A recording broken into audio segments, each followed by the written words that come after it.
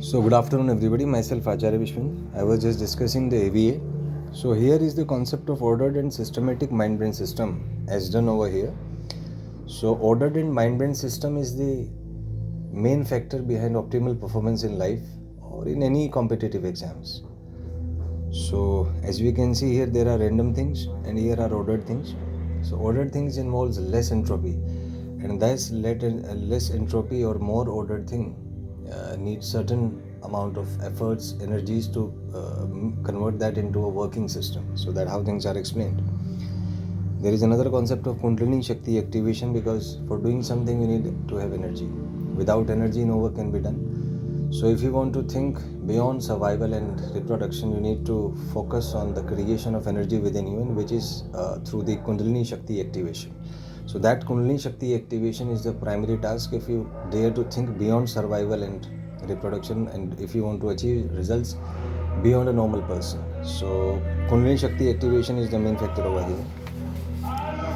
Now here is the details of the kundalini shakti. It's like in the form of a serpent, and it moves like this. It moves in a curved path, and it uncovers and creates an aura of positivity around you. You must have realized that in today's world, everybody is filled with negative thoughts and energy, and he is trying to put that negative energy on the other person. So if your energy fields, positive energy fields are not active, you will be influenced by that negative energy. Because of you will feel anxiety, depression, fear, negative feelings, lack of concentration, distracted thoughts. So you need to create a shelter of positive energy by activating your kundalini energy, so that you can keep on working without being distracted by fields of negative energy. So that simply explains the use of kundalini shakti activation over here. Now thing is that what is use of this? This can be understood by using this diagram. So before kundalini shakti activation, there are, you can say that, confusions, noises, unstable mind. But once kundalini shakti gets activated, then you become thoughtless and are able to focus on your work without being distracted by any emotional interference. So that explains the significance of kundalini shakti activation. Now chapter 4 deals with the process. So the first process is the mind conditioning, as shown over here metaphorically, that you need to condition your mind-brain system, because normally the mind-brain system is habitual to operate at low frequencies, which involve survival and reproduction. So if you want to think beyond that, you need to condition yourself, you need to stimulate your mind-brain system, you need to counsel your mind-brain system to get adapted to the higher frequencies. Because if you will not condition yourself, you will not adapt to that high frequencies, then you will face resistance from the mind-brain system, and you will not be able to transform and to get that result which you are expecting in life. So another thing is focus. You need to focus on what you are about to learn. So this is the focus thing. And for focusing, the first step is to focus on present. So first thing is just focus on your left eye, then on right eye, then try to listen through your right ear, then through the left ear, and try to change that coordination and make sure that are you really at present, or are you just trapped in past memories or in future explanations or in future problems which do not exist at all. So the first task is to check information first through your right ear and then through left ear.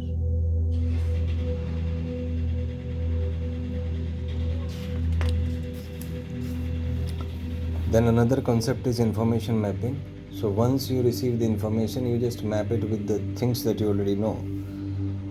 Now is the information mapping. So if you observe things, you receive information from the environment, and you just transfer that to the mind-brain system, which is first comprising of sensory memory, then short-term memory, then long-term memory, and there is a retention involved over here in between these processes. And another thing is that studying is painful because of the complex processes involved in it.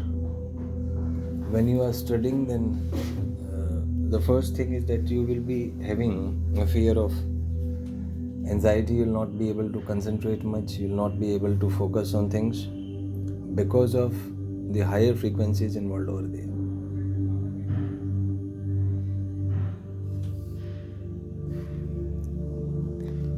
Now, if the student is not adapting to the high frequencies, then he'll not be able to retain information when he'll appear for the test. So that explains the poor performance of students during exams. You must have seen certain students, they study for long hours but are unable to perform in exams because they are not able to retain what they learnt when they were preparing. At the instant when they were compelled to perform in the test, they were asked questions. So this is a sort of backtracking information or the retention of information, which is the central concept behind success in competitive exams, and which is the central point behind AVA, that it explicitly trains you on the process of transferring information from the past to the present, or from the unconscious to the conscious mind. So that is information backtracking. You can visualize it as like this is your present and this is your past, and you are actually creating a link between present and past to fetch information from the past. Let's elaborate it with the help of an example. Suppose I ask you that there is a block of mass 20 kg placed on ground. Coefficient of friction is 0.4. So what is the limiting friction? So for solving this, you need to retain information from the chapter of limiting friction. So if you are able to retain that, limiting friction is mu L into N. Mu L here is 0.4. Normal reaction here will be mg because there is no upward acceleration involved. So m here is 20, g here is 10. So that multiplies to 200 into 0.4. So that comes out to be 80.